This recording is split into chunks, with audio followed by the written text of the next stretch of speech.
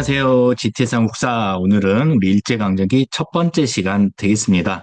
자, 오늘 이 시간부터요, 선생님하고 12시간 동안에 걸쳐서 일제강점기를 정리를 할 건데, 일제강점기는 공부하는 공식이 있어요. 일단 일제강점기 36년을 세 개 덩어리로 나누는 겁니다. 1910년대 무단통치 시기, 1920년대 이른바 문화통치, 그 다음에 3, 40년대 민족 말살통치 시기로 일단은 3등분을 한 다음에요. 거기에 맞춰서 일제 통치 방식이 어떻게 바뀌었고, 그 통치 방식에 따라서 우리가 국내에서 또 국외에서는 각각 어떤 모습으로 저항을 했는지를 각각 이렇게 정리를 하는 방식으로 하면은 잘 해낼 수 있습니다. 물론 세계사적으로 굵직한 사건들은 또 어떤 게 있었는지 그거 맥락도 같이 살펴볼 필요는 있겠지요. 자, 그래서 오늘은 첫 번째 시간으로 1910년대와 1920년대의 무단 통치와 이른바 문화 통치, 다른 말로는 민족 분열 통치라고 하는데 이 두 시기를 한 번에 한번 비교하면서 살펴보도록 하겠습니다. 자, 여러분이 오늘 수업에서 반드시 해야 될 거 한 가지, 딱 한 가지를 꼽아보자면은 1910년대의 일제 통치 방식과 1920년대 통치 방식의 키워드를 잘 구분할 줄 알아야 됩니다. 그러니까 어떤 내용이 나왔을 때, 이거 1910년대잖아. 이거는 1920년대였지. 이런 식으로 구분할 수 있으면 된다라는 이야기예요. 자, 1910년대의 일제 통치 방식을 무단 통치라고 하고요. 1920년대 통치 방식을 이른바 문화 통치, 또 다른 말로는 민족 분열 통치라고 부릅니다. 이거는 외우는 게 아니고요. 그냥 역지사지를 한번 해보면 됩니다. 자, 우리가 지금 처음으로 나라를 빼앗겼어요. 공식적으로 이제 식민지가 된 거죠. 우리가 가만히 있진 않았겠죠. 당연히 수많은 저항을 했을 거예요. 그리고 당연히 우리를 식민지화했던 일본도 우리가 이렇게 저항할 것을 알고 최대한 무섭게 최대한 거칠게 대하던 시기가 바로 1910년대다라는 얘기예요. 그러니까 피도 눈물도 없던 그런 시대. 그게 바로 1910년대 이미지라고 생각을 하면 되겠습니다. 자, 그런데 어떤 일이 벌어지냐면은 힘으로 찍어 누르면은 우리가 깨갱하고 순종할 줄 알았는데 1919년도에 아주 유명한 사건이 일어나죠. 바로 3.1 운동이 일어납니다. 그래서 일본이 깨닫는 거예요. 무조건 힘으로 찍어 눌러서는 얘네를 지배할 수 없겠구나라고 생각을 하고 지배 방식을 조금 더 교묘하게 바꾸는 거예요. 그러니까 겉으로는 문화인으로서 대해주는 척하고 뒤에서는 계속 친일파를 키우는 그런 민족 분열 정책을 취하게 되는 거예요. 그래서 이러한 통치 방식을 우리는 이제 너네 문화를 존중하고 문화의 통달을 위해서 통치 방식을 바꿀 거야라고 주장을 했거든요. 이런 통치 방식을 이른바 문화 통치라고 하는 거죠. 자, 그런데 이게 오타가 아니에요. 무단 통치는 그냥 무단 통치인데 문화 통치에는 선생님이 인용구를 썼단 말이에요. 그러니까 이게 어떤 거냐면은 일본이 그렇게 주장했다 이런 뜻이에요. 그러니까 실제로 문화인으로 우리를 대해주지는 않았고요. 일본이 그렇게 주장을 했을 뿐이다라는 거를 표현하기 위해서 이렇게 작은 따옴표로 인용부호를 붙였다라는 거예요. 요거를 읽을 때는 그냥 문화 통치라고 읽지 말고 이른바 문화 통치 또는 민족 분열 통치 이렇게 읽으면 되겠습니다. 자, 이런 이미지를 가지고 우리가 먼저 1910년대 정치 파트 먼저 한번 살펴보겠습니다. 1910년도에 우리나라가 이제 식민지가 되죠. 그때 일본은 우리나라의 조선 총독부, 우리나라를 지배하기 위한 최고 기구로서 조선 총독부를 설치를 하고요. 총독을 파견하게 되는데 이 총독은 어떤 사람이냐면 굉장히 싸움을 잘하는 사람이에요. 오직 무관, 즉 요새로 치면은 군인만이 이 총독에 취임을 할 수 있었고 이 총독은 일본 왕, 일왕이라고 부르죠. 일본 왕을 직접 아련할 수 있는 그런 막강한 권한을 가지고 있었다라는 얘기입니다. 자, 그리고 헌병경찰 제도를 실시를 하게 되는데요. 헌병이라고 들어봤나요? 헌병은 어떤 사람들이냐면은 군인 경찰이라고 생각을 하면 돼요. 그러니까 군인들 사이에서도 뭐 범죄가 일어날 거 아니겠습니까? 그런 군인들 사이에서 일어나는 범죄를 수사하는 그런 군인들 사이에서의 경찰을 우리가 헌병이라고 하는데 이 헌병이 이제 민간인들, 우리 같은 보통 사람들을 상대하게 됐다라는 얘기예요. 그러니까 군복 입은 헌병들이 길거리에 쫙 깔렸다 이렇게 생각을 하면 되겠습니다. 겁을 주려는 그런 의도였겠죠. 아무래도 우리는 물론 이제 경찰만 봐도 약간 좀 위축되는데 군인은 조금 우리가 평소에 볼 일이 별로 없는데 군인들이 막 길거리에 돌아다니면서 막 경찰의 역할을 한다고 생각해 보세요.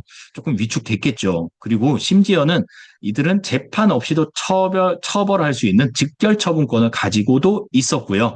1910년대 대표적인 악법이라고 하면은 조선 태영령을 들 수가 있습니다. 자, 여러분 교과서 12쪽 위에 보면은 조선 태영령 사료도 나와 있고 형틀을 찍은 사진도 있는데 말하자면은 예전 조선시대 곤장이랑 좀 비슷한 거예요. 그러니까 뭔가 조선인이 잘못을 저질렀을 때 경찰서에 끌고 가서 엉덩이 까고 엉덩이 회초리로 때리는 그런 이제 처벌 방법인데 회초리라고 해서 여러분들이 되게 우습게 생각하는 경향이 있는데 이 태형을 당하고 나서 뭐 불구가 되거나 사망하는 그런 경우도 있었다는 거예요. 그러니까 굉장히 좀 비인간적인 고문 방법이라고 생각을 하면 되겠고 이 태형령은 오직 조선인에만 해당이 됐었다라는 얘기예요. 그러니까 약간 민족차별적인 그런 요소도 있었다라는 거예요.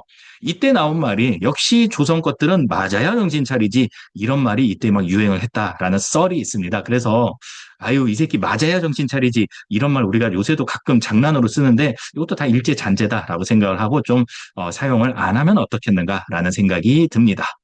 자, 언론, 출판, 집회, 결사의 자유 당연히 없었겠고요. 그 다음에 공무원들이죠. 관리, 그 다음에 학교에서 가르치는 교사들에게 칼과 제복을 착용시켰다라는 얘기예요.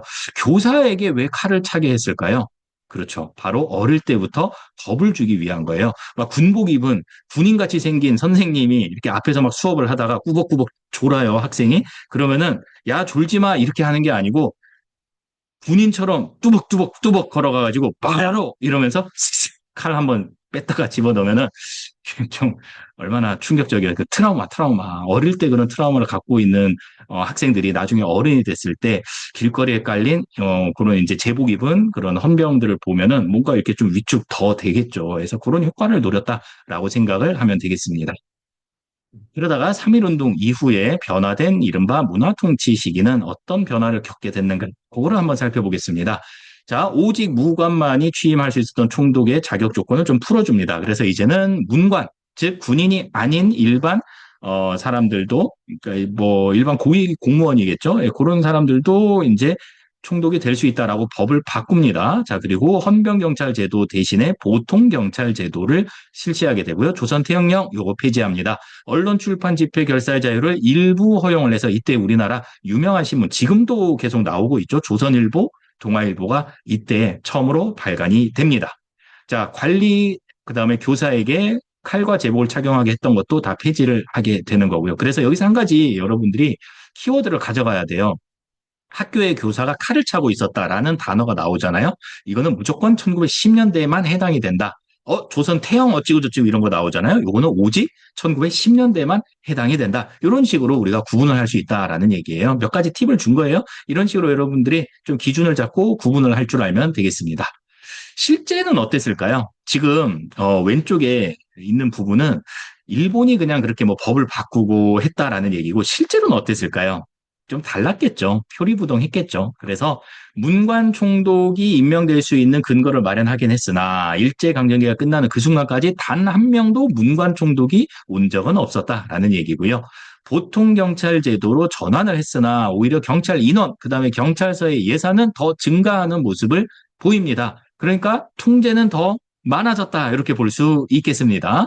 자, 그리고요. 언론 출판 집회 결사의 자유를 일부 허용했으나 수시로 검열, 그다음에 마음에 안 들면은 너네 일주일 동안 정간이야. 그러니까 발간을 금지시키는 거죠. 뭐 그런 식으로 정간을 때리기도 하고요. 더 심각한 거는 1925년도에 치안유지법을 만들어서 이걸로 탄압을 더욱더 강화하는 그런 모습을 보입니다. 자, 중요한 사료예요. 교과서 14쪽 왼쪽 아래에 보면은 사료가 하나 나와 있는데 요거는 수능에서도 굉장히 자주 등장했던 그런 사료니까 표시해두고 좀 공부하기 바랍니다. 거기 읽어보면 국채를 변혁하거나 사유재산 제도를 부인할 목적으로 결사를 조직하거나 그러니까 모임을 조직을 하거나 그 사정을 알고 이에 가입한 자는 10년 이하 징역 또는 금고에 처한다. 그러니까 한마디로 뭐 사상 통제를 하는 거죠. 그리고 모이지도 말라 이렇게 하는 거예요. 자, 이게 원래는 공산당을 탄압하기 위한 그런 법이었는데 이게 독립운동가들 때려잡는데 굉장히 많이 악용이 됐던 그런 법이라고 알아두면 되겠습니다. 자, 한마디로 1920년대 이른바 문화통치는 굉장히 기만적이었다. 겉과 속이 달랐다. 그거를 지금 얘기를 하고 있는 겁니다. 그렇게 여러분들도 좀 이렇게 일본이 이렇게는 바꿨지만 실제로는 이랬다. 이렇게 두 단계로 나눠서 공부를 하면 좋겠습니다. 자, 이번에는 경제 파트의 통치 방식을 한번 살펴보겠습니다. 자, 경제 파트 1910년대 농업과 관련해서는 토지 조사 사업이 실시가 됩니다. 일정 기간 동안에 이 땅이 네 땅임을 신고해라. 신고제로 이제 진행이 됐던 그런 사업이에요. 예전에 우리 대한제국 공부할 때 지게를 발급했다. 요거랑 좀 비슷한 사업이라고 보면 돼요. 소유권을 이제 총독부에서 인정을 해주겠다라는 건데, 신고한 사람들도 있었겠지만 신고하지 않은 사람들도 있었고, 이게 뭔지도 모르는 사람들도 상당히 많았겠죠. 네, 그래서 신고되지 않은 땅, 그다음에 국공유지, 그다음에 신고의 필요성을 못 느꼈던 그런 사람들의 땅은 모두 다 총독의 소유가 됩니다. 그러면서 이 땅이 누구 땅인지가 명확히 되니까 당연히 세금 수입도 늘어났을 것이고요. 총독부의 이 소유 땅이 굉장히 많아지게 됩니다. 그래서 이거를 직접 관리하기보다는 여러분 기억납니까? 동양척식 주식회사라는 곳에다가 이제 넘기게 되고요. 그리고 이 동양척식 주식회사에서는 또다시 일본 본토에 있는 일본인들한테 아주 싸게 팔아가지고 일본인들이 이주를 장려하는 그런 모습을 보이게 됩니다. 그리고 더 큰 문제는 뭐냐면은 소유권만 인정을 해줬고 남의 땅에서 이렇게 소작하는 그런 경작권에 대해서는 인정을 하지 않았단 말이에요. 그러면서 우리나라에 더 많이 있었던 농민들 중에 되게 많은 부분을 차지하고 있었던 소작농들의 삶은 더욱더 힘들어졌다라는 것까지 여러분들이 정리를 하면 되겠습니다. 자, 상업 관련해서는 회사령을 이제 실시를 하게 되는데, 총독이 허가를 해야지만 회사를 세울 수 있는 일종의 허가제라고 생각을 하면 되겠습니다. 또, 총독의 명령만으로 회사를 해산시킬 수도 있었으니까, 당연히 우리나라 이제 민족 기업들이 많이 탄압을 받았을 거고, 허가받는 비율도 상당히 낮았겠죠. 요거는 일본 회사들이 우리나라에 진출하는 발판을 마련하기 위해서 실시됐다. 뭐 이 정도로 알아두면 되겠습니다. 따라서 이 회사령으로 인해서 우리나라 민족 자본은 타격을 받게 된다라는 이야기고요. 1920년대에는 토지조사 사업에 이어서 산미 증식 계획이 추진됩니다. 자, 20년대는 어떤 시대냐면은 일본의 공업화가 급속도로 진행되던 그런 시기예요. 그러니까 이촌향도 현상으로 이제 농민들이 떠나서 도시로 오니까 농사 지을 사람도 부족하고 뭐 어쨌거나 쌀의 수요가 많은데 공급이 줄어든 이제 그런 일이 벌어지는 거예요. 한마디로 일본의 쌀 부족 현상을 해결하기 위해서 우리나라로 눈을 돌린 거예요. 아, 그래? 그러면은 우리 식민지 조선에서 쌀을 좀 많이 늘려가지고 그 늘어난 부분만큼 우리가 수입해 오면 되지 않겠어? 라는 게 일본 정부의 생각이었던 거예요. 그래서 생산되는 미곡을 증식시키자, 늘리자라는 계획이 바로 산미 증식 계획이었다라는 얘기예요. 다시 한번 정리를 하자면 이런 거예요. 우리 농민들한테 야, 너네 원래 우리가 개입하지 않으면 100 정도 생산이 되지? 근데 우리가 뭐 저수지도 파주고 종자도 개량해주고 시설을 좀 더 좋게 만들어줘서 너네 생산량을 40만큼 늘려줄게. 근데 우리가 투자한 게 있으니까 늘어난 40 중에서 절반, 한 20 정도는 우리가 가져가고 나머지 20은 니네가 먹어라. 그러면은 좋은 거 아니겠어? 뭐 그럴싸하잖아요. 그죠? 근데 모든 게 다 계획대로 되지는 않잖아요. 그죠? 투자를 했으나 실제로 늘어난 양은 40이 아니고 10이라고 칩시다. 그러면은 당연히 여러분 합리적으로 생각을 했을 때 늘어난 10에 뭐 한 절반 정도, 그러니까 5 정도 가져가면은 뭐 그럭저럭 그냥 봐줄만 할 텐데, 야, 우리가 원래 20 가져가기로 했잖아. 라면서 증산량은 별로 늘어나지 않았는데 수탈량은 계획대로 가져가는 그런 일이 벌어집니다. 따라서 이 산미증식 계획으로 인해서 우리 농민들은 예전보다 더 적은 양의 수확물을 갖게 되면서 굶주리게 된다. 이런 얘기예요. 이해가 되나요, 이게? 간단히 말하면 이런 거예요. 원래 계획했던 증산량보다 수탈량이 더 많으면서 우리나라 사람들이 소비할 수 있는 쌀의 양은 더욱더 줄어들었다. 그런 얘기예요. 그래서 농민들이 몰락하고요. 이 부족분을 만주, 여러분 중국 그 알죠? 동북 지역에 만주산 잡곡을 수입해서 농민들한테 대신 먹어라 이렇게 이제 던져주기도 했었다라는 얘기입니다. 자, 회사령을 드디어 폐지합니다. 자, 폐지하고 이제는 신고하면 누구나 다 회사를 세울 수 있게 만들어 주는데 이거는 우리를 위한 게 아니에요. 일본 자본이 굉장히 이제 많이 성숙해가지고 이런 일일이 이렇게 허가 받는 게 더 시간이 걸리는 거예요. 이제는 어차피 조선에 뭐 이렇다 할 회사도 없고 하니까 너네가 그냥 몰려와도 별 문제 없겠다. 그러니까 더 이상 보호할 정도의 약자가 아니었던 거예요. 일본 회사들이. 그래가지고 이제 폐지를 하고 일본 자본이 더욱더 많이 침투를 해오게 됩니다. 그러면서 우리나라 민족 자본은 더욱더 우리나라 회사들은 더욱더 타격을 받게 되고 이게 이제 나중에 뭐 물산장려 운동으로 이어지게 된다라는 거예요. 외국 상품에 붙는 세금 우리가 관세라고 하죠. 요새 미국에서 자꾸 이렇게 관세 하니까 여러분도 이제 많이 들어봤을 텐데, 일본 상품이 우리나라에 올 때도 관세가 있었거든요. 근데 그 관세를 폐지를 해버립니다. 그러면서 일본 상품 가격이 뚝 떨어지게 되는 거죠. 가격이. 그래서 우리나라 민족기업은 더욱더 힘들어지게 된다라는 얘기입니다. 자, 여기까지 우리가 1910년대 문화통치와 1920년대 이른바 문화통치를 한번 정리를 해봤습니다. 수고했습니다. 안녕.